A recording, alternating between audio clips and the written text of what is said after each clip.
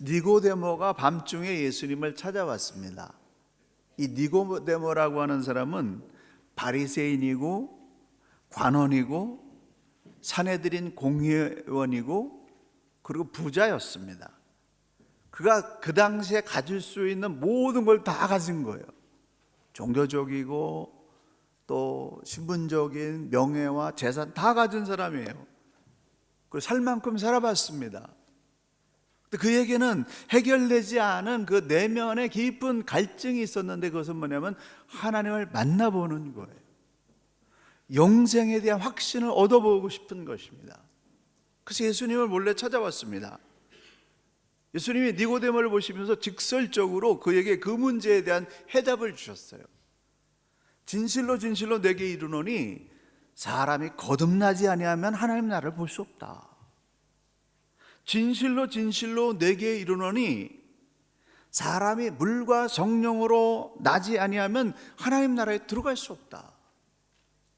예수님은 니고데모에게 거듭나지 아니하면 하나님 나라를 볼 수 없다, 들어갈 수 없다 라고 말씀하셨는데, 이걸 거꾸로 말한다면은 거듭나면 하나님 나라를 볼 수 있고 하나님 나라에 들어간다는 것입니다. 거듭남의 역사가 여러분에게 일어나길 간절히 축원합니다. 이 거듭이라고 하는 헬라어 원어 아노데는 위로부터 다시, 근원으로부터 처음부터 라고 하는 의미를 가지고 있습니다. 위로부터 오는 능력으로 다시 태어나야 된다는 거예요. 육체적으로 부모에게 태어났던 이 생명이 위로부터 내려오는 성령으로 다시 태어나는 영적인 그러한 거듭남이 있어야 된다는 것입니다. 그래야 영적인 눈이 열려서 하나님 나라가 보이는 거예요. 3장 6절에 육으로 난 것은 육이고 영으로 난, 성령으로 난 것은 영이다. 성령으로 다시 태어나는 그런 영적 사건이 하나님의 사람들에게는 일어나야 된다는 겁니다. 요한복음에서는 예수님이 메시아 되심을 강조합니다. 예수님의 신성에 대해서 강조하는데, 예수님이 메시아다, 예수님이 하나님의 아들, 하나님이시다라고 하는 것을 강조하기 위해서 7가지 기적이 나옵니다. 근데 그 7가지 기적의 첫 번째 기적이 요한복음 2장에서 가나 혼인잔치에서 물이 변해서 포도주 되는 기적이 일어났습니다. 그게 첫 번째 기적이에요. 그것으로 예수님은 메시아라고 하는 사실을 요한은 증거하고 있는데, 물과 포도주의 화학적인 성질은 본질적으로 다른 그런 성질의 것입니다. 그래서 물이 변해서 포도주 됐다라고 하는 것은 하나님을 만난 사람은 그 본성과 그 삶이 본질적으로 변화되는 역사가 일어난다 라는 그런 말씀입니다. 우리는 인간적으로 봤을 때 저 사람 절대 수십 년 지나도 변하지 않아, 사람은 변하지 않아, 사람 변할 수 있는 그런 존재가 아니야 라고 그렇게 믿는데, 근데 성경에서는 그런 인간의 그런 삶 자체로는 변하지 않지만 성령이 임하게 될 때 본질적인 변화가 일어난다는 거죠. 그것을 말씀하고 있는 겁니다. 물이 변해서 포도주 되는 사건이 발생한 직후에 니고데모가 예수님에게 찾아와 가지고 물은 거예요.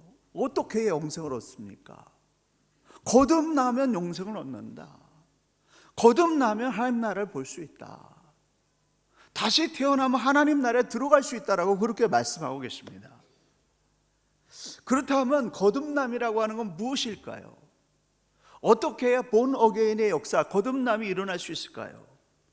그리고 거듭난 사람들에게는 어떤 현상이 일어날까요?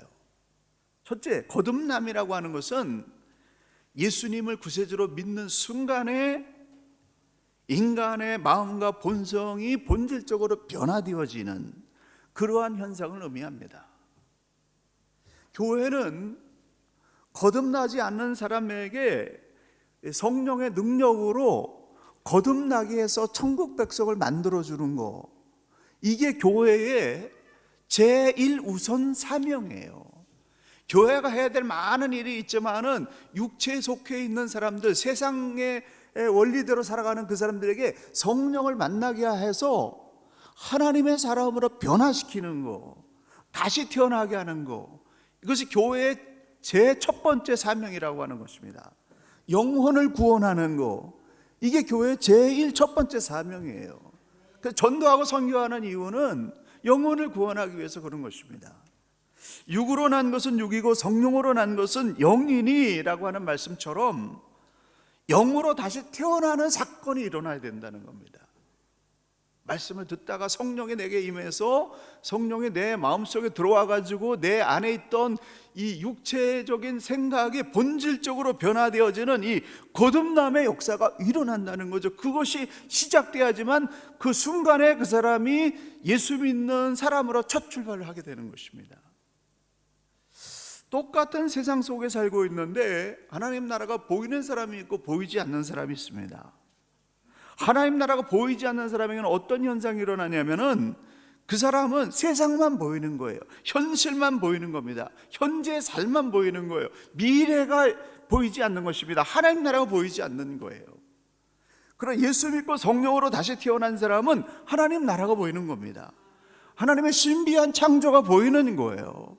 살랑거리는 이 나무 이파리를 보면서도 하나님의 신비한 창조가 느껴지는 것입니다. 그리고 미래가 보이고 천국이 보이는 그런 역사가 일어나는 거죠. 그래서 교회 안에서 하나님을 형식적으로 예배하는 사람이 있고 신령과 진정으로 예배드리는 사람이 있어요. 아까 우리 찬양단에 찬양 인도할 때 정말 온 마음을 다해서 찬양하는 사람이 있고 구경하는 사람이 있습니다. 세상에 마음을 바치는 사람이 있고 하나님께 마음을 바치는 사람이 있습니다. 성경을 읽을 때 그것이 안 믿어지는 사람이 있고 성경이 믿어지는 사람이 있습니다. 죄를 느끼지 못하고 죄를 회개하지 않는 사람이 있고 죄에 대해서 절절히 회개하는 그런 사람이 있습니다. 예수 그리스도의 사랑을 느끼지 못하는 사람이 있고 예수님의 사랑을 매일 느끼면서 매일 변화되는 그런 사람이 있습니다. 넓은 길로 가는 사람이 있고 예수님 때문에 거룩함을 지키기 위해서 좁은 길로 가는 사람이 있습니다. 왜 이러한 차이가 날까요? 거듭남이 그 해답입니다. 리얼 크리스찬이 될 수 있는 이유는 거듭났기 때문에, 예수 그리스도를 믿는 믿음 때문에, 성령을 체험해서 영적으로 거듭났기 때문에 하나님의 영광을 위해서 살지 않고는 견딜 수 없는, 하나님의 기쁨이 되지 않는 일은 하지 않는 그런 변화된 역사가 일어난다라고 하는 것입니다. 예수 그리스도를 구세주로 믿게 되면은 예수님의 영이신 성령이 내 안에 들어오면서 내 마음의 본질적인 변화가 일어나는 그러한 사건이 분명히 일어납니다. 에스겔 선지자는 이 거듭남의 의미를 이렇게 설명하고 있습니다. 그 몸에서 굳은 마음을 제하고 부드러운 마음을 주어서 새 영을 너희 속에 두고 새 마음을 너에게 주되 너희 육신에서 굳은 마음을 제하고 부드러운 마음을 줄 것이며, 아주 딱딱하게 견고하게 굳은 마음으로 사는 사람이 있는가 하면 아주 부들부드러워서 뭐든지 다 받아들이고 용납하는 그런 사람이 있어요. 사도 요한은 이는 혈통으로나 육정으로나 사람의 뜻으로 나지 아니하고 오직 하나님께로서 난 자들이다. 거듭난 사람들은 어떤 사람들이냐? 하나님으로부터 난 사람들이라고 하는 것입니다. 사람이 거듭나지 아니하면 하나님 나라를 볼 수 없다. 육으로 난 것은 육이요 성령으로 난 것은 영이다. 영적인 사람, 육적인 사람에서 영적인 사람으로, 세상을 따라가던 사람에서 하나님을 따라가는 영적인 사람으로 거듭난다라고 하는 것입니다. 사도 바울은 이 거듭남을 누구든지 그리스도 안에 있으면 새로운 피조물이라, 이전 것은 지나갔으니 보라 새 것이 되었도다. 유혹의 욕심을 따라서 썩어져가는 구습을 쫓는 옛사람을 벗어버리고 오직 심령으로 새롭게 되어 하나님을 따라 의와 진리의 거룩함으로 지으심을 받은 새 사람을 입으라 라고 말씀하고 있어요. 세상의 원리와 습관을 따라 살아가던 옛 사람과 그 행위를 버리고 하나님의 거룩한 말씀을 따라서 그 말씀대로 살기 위해서 끊임없이 노력하는 새 사람을 입으라고 말씀하고 있습니다. 그래서 이 거듭남은 외형이나 육체의 변화가 아니라 속 사람의 변화를 얘기합니다.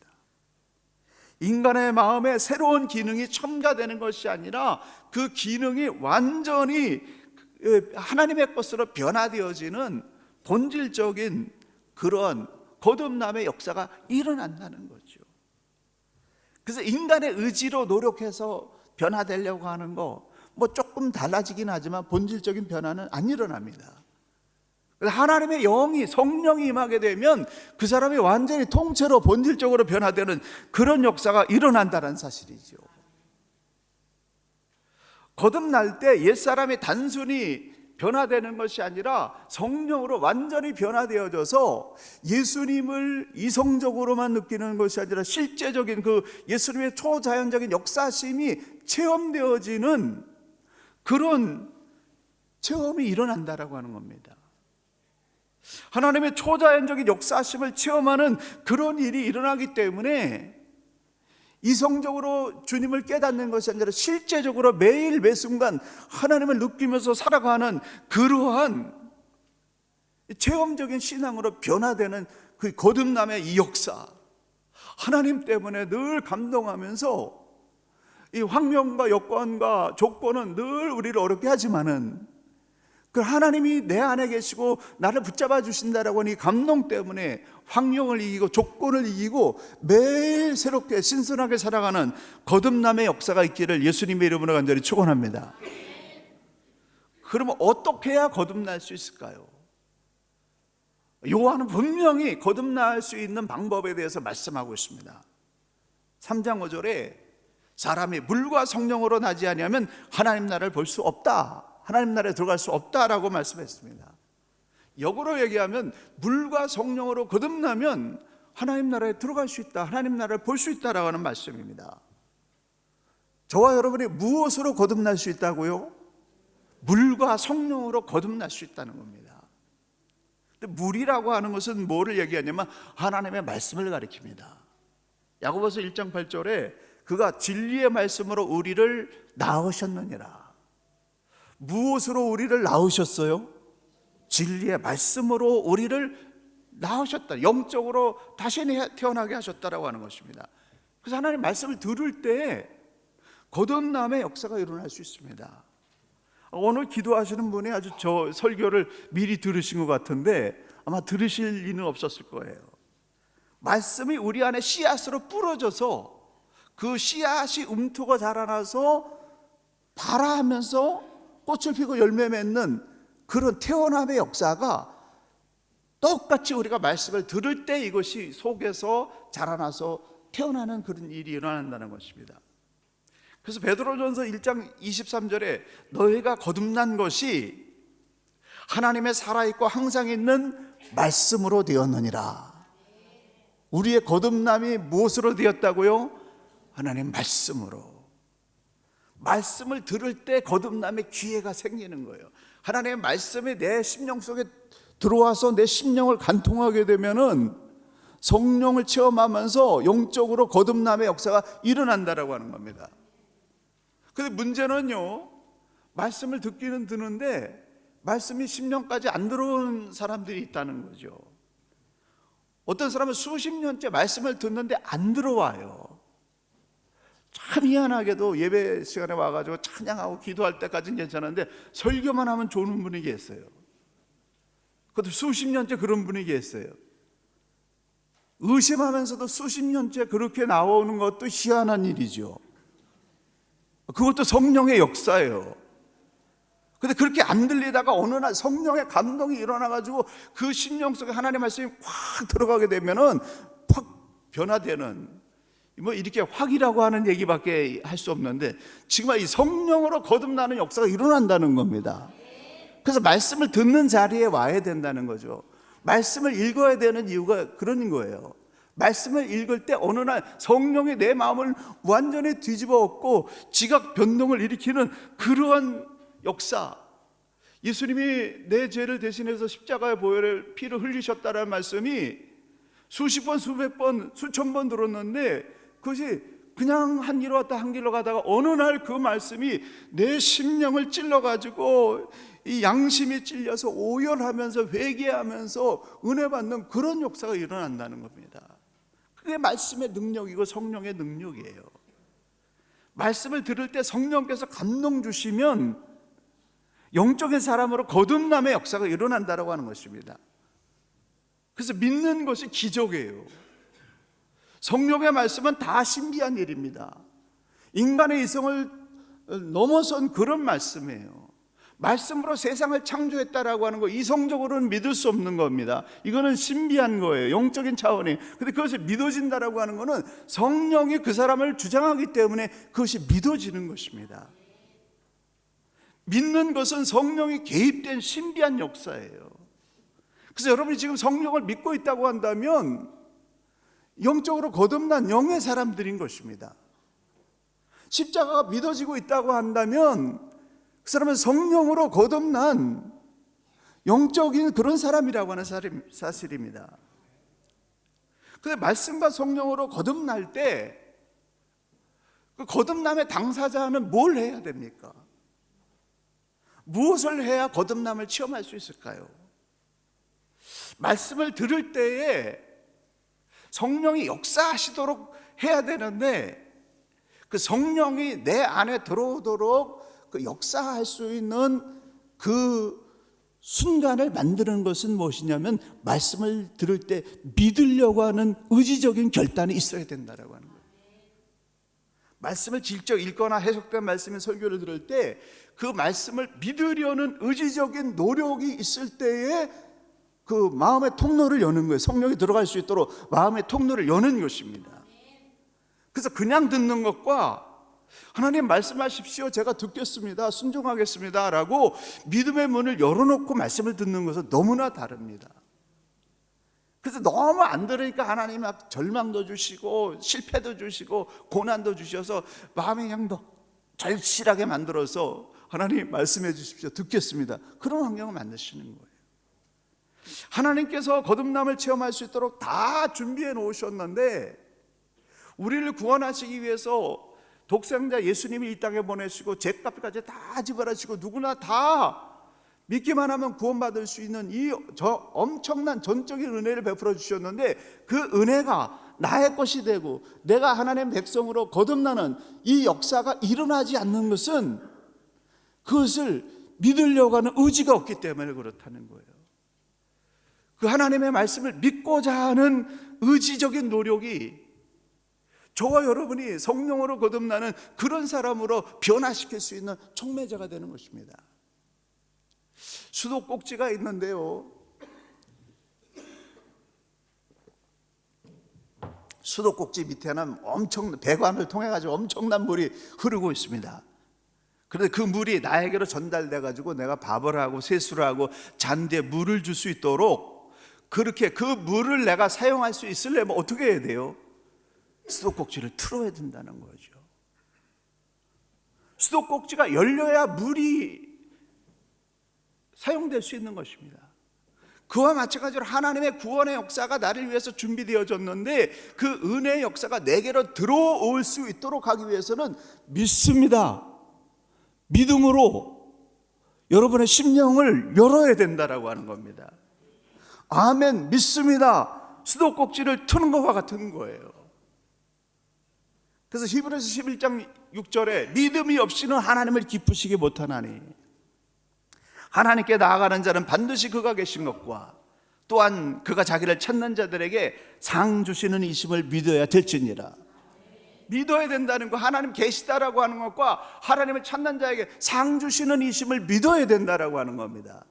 그럴 때 하나님의 역사가 일어나는 거예요.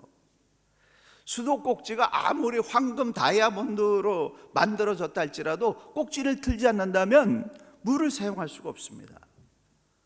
그와 똑같이 하나님의 은혜가 다 준비됐는데 내가 믿음으로 그것을 받아들이는 그런 의지적 결단이 없다고 한다면 하나님의 은혜가 나하고 상관없는 거예요. 오병이어의 기적이 그저 남의 얘기가 되는 거죠. 그런데 하나님 그 오병의 기적을 저에게도 이루어 주시고 우리 교회에게도 이루어 주시옵소서 믿습니다 라고 소망하고 기대할 때 하나님이 그 역사를 부어 주실 수 있다라고 하는 것입니다. 하나님이 세상을 이처럼 사랑하사 독생자를 주셨으니 이는 그를 믿는 자마다 어떤 사람마다? 믿는 자마다. 믿어야 된다라고 하는 겁니다. 믿는 자마다 멸망치 않고 영생을 얻게 하려 하심이라. 예수 그리스도를 나의 구세주로 믿는 자마다 다시 태어나는 그런 역사가 일어난다는 것입니다. 그래서 말씀과 성령과 내가 믿으려고 하는 의지적인 결단이 이 세 가지가 쫙 일치하게 될 때 거듭남의 역사가 일어나는 거예요. 세상에 속한 육의 사람에서 성령의 사람으로 거듭나는 이 거듭남의 역사가 여러분 모두에게 체험되어지고 새로운 삶이 이루어지게 되기를 간절히 축원합니다. 그러면 이 거듭난 사람에게는 어떤 변화가 일어날까요? 우리는 거듭나고 난 다음에 다 해결된 줄 아는데 절대 그렇지 않습니다. 성령으로 내가 영적인 사람으로 거듭나는 순간은 마치 태 속에 있는 어린아이가 응아하고 태어난 갓난아기 상태예요. 그 갓난아기에게 젖을 주고 음식을 주고 또 지식을 가르쳐줘서 성장해야 됩니다. 근데 거듭난 사람도 매일 새롭게 영적 전쟁을 통해서 새롭게 성장하는 거듭남이 계속 이어져야 된다고 하는 겁니다. 도표를 한번 보여주시기 바랍니다. 거듭남으로 절대 끝나는 거 아니에요. 거듭남으로 믿음이 이제 시작이 되는 것입니다. 하나님의 사람으로 시작이 되는 거예요. 성경에서 말하는 죄는 윤리 도덕적인 개념을 넘어서 영적인 죄를 말합니다. 어떤 죄라고요? 영적인 죄예요. 죄인 하니까 기분 나빠하는데 성경에서 말하는 죄는 뭐냐면 영적인 죄예요. 영적인 죄는 뭐냐면 하나님을 부인하는 죄입니다. 하나님을 부인하는 죄에서 윤리 도덕적인 죄가 다 나오는 거예요. 하나님을 인정하지 않는 죄가 근본적인 죄인데 그 죄가 예수 그리스도를 구세주로 고백하는 순간에 100% 깨끗하게 믿음의 행위로 인정되어서 죄인이 의인으로 신분이 바뀌는 그런 역사가 일어나는 거예요. 왜 그렇게 일어나느냐? 하나님이 그렇게 약속하셨기 때문에. 하나님이 그렇게 다 값을 지불하시고 믿기만 하면 죄인에서 의인 되는, 네가 나를 드디어 인정하는구나.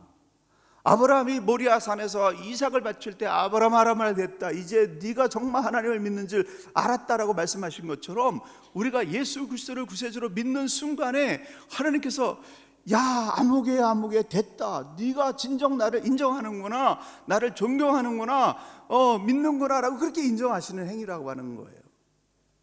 그래서 그 예수 그리스도를 믿음으로 다시 태어나는 그 순간이 거듭난 순간이고 신학적인 용어로 justification, 의인되는 순간입니다.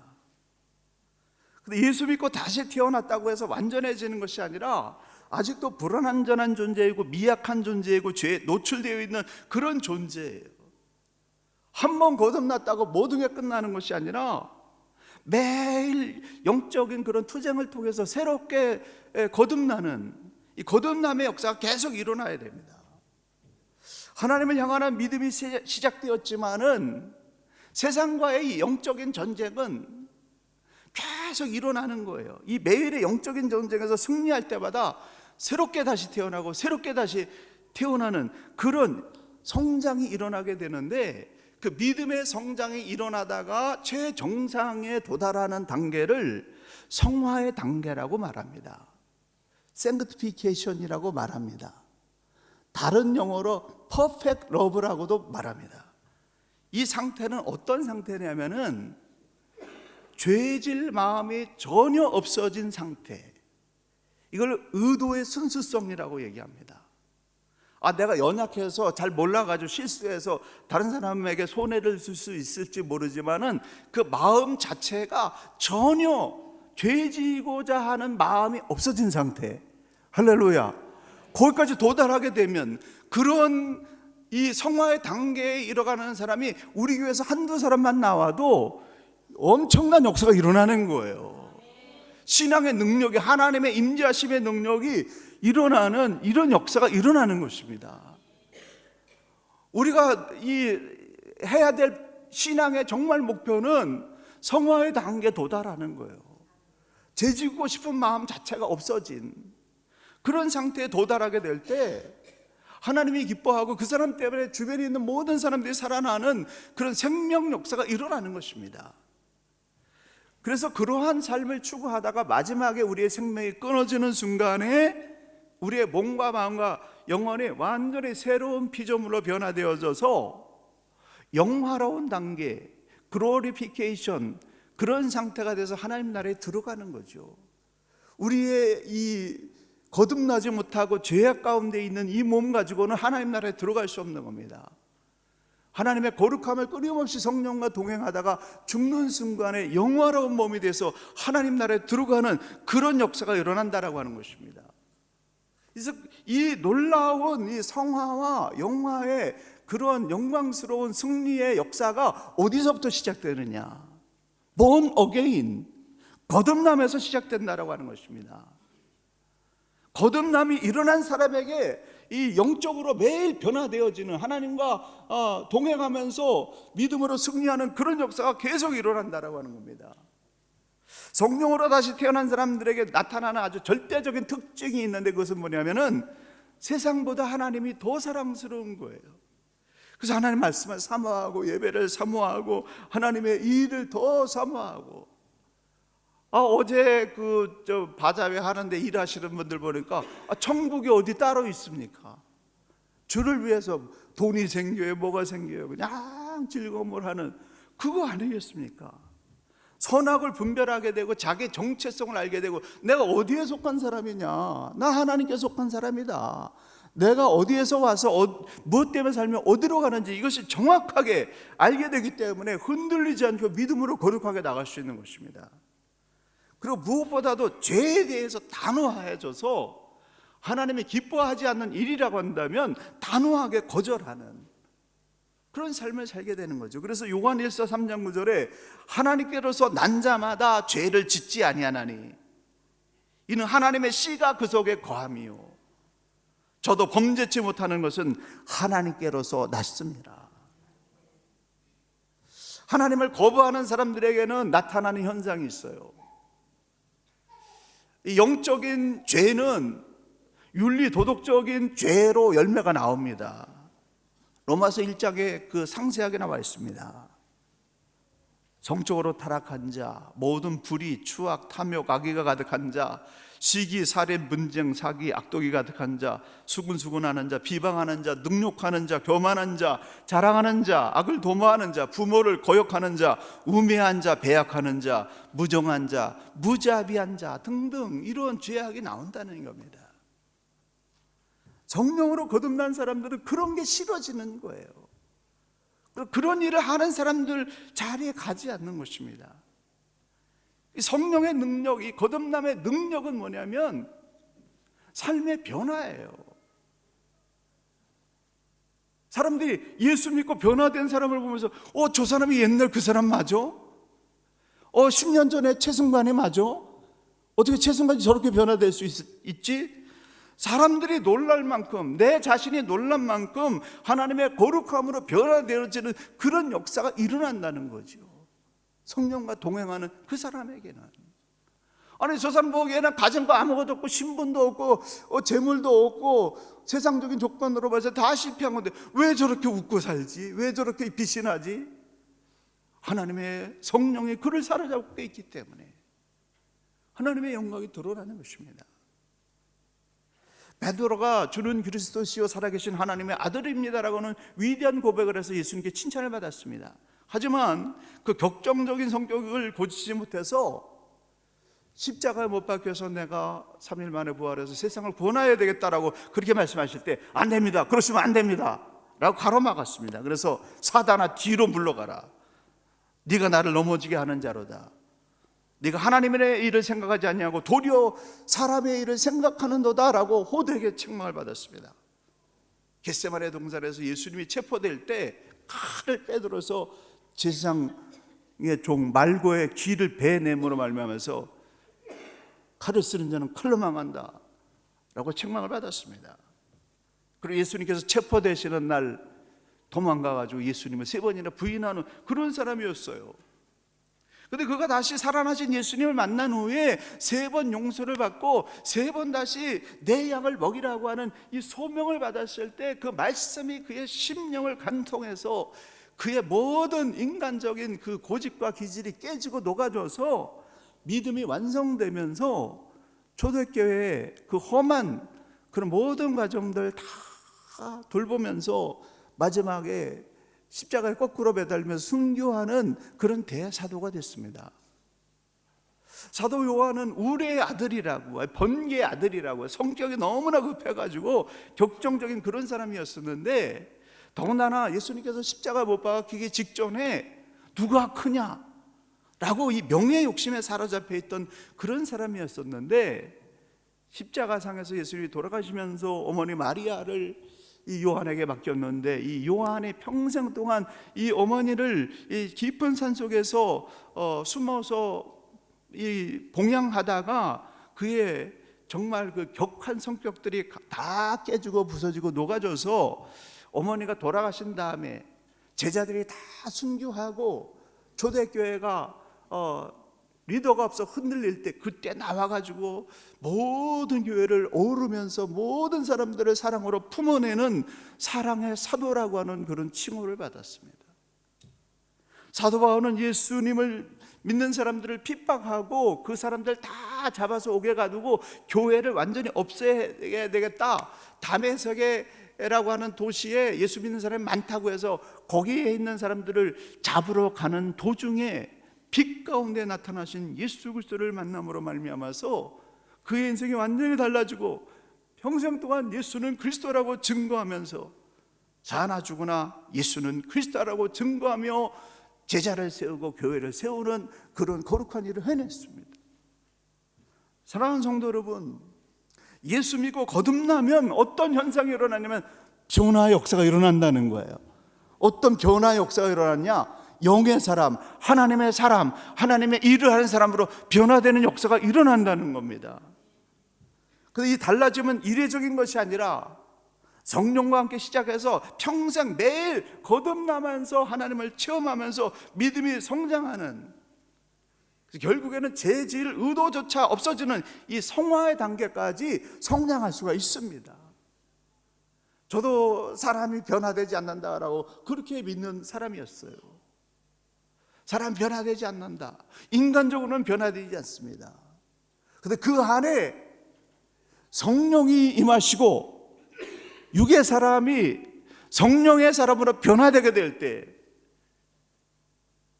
하나님의 사람으로 변화되어질 그런 순간에 그런 새로운 인생이 되어지고 매일의 영적인 성장을 통해서 마지막에는 죄질 의도조차 없어지는 이 거룩한 그러한 성품으로, 그런 기질조차도 하나님을 위해서 쓰임받는 그런 역사가 일어나게 될 줄로 믿습니다. 그 어떤 죄도 범하고 싶지 않은 의도의 순승성, 완전한 사랑에 도달할 때까지 믿음으로 행진하는 저와 여러분, 매일 거듭남을 체험하면서 하나님의 영광을 드러내는 믿음의 승리자들 되시길 간절히 축원합니다.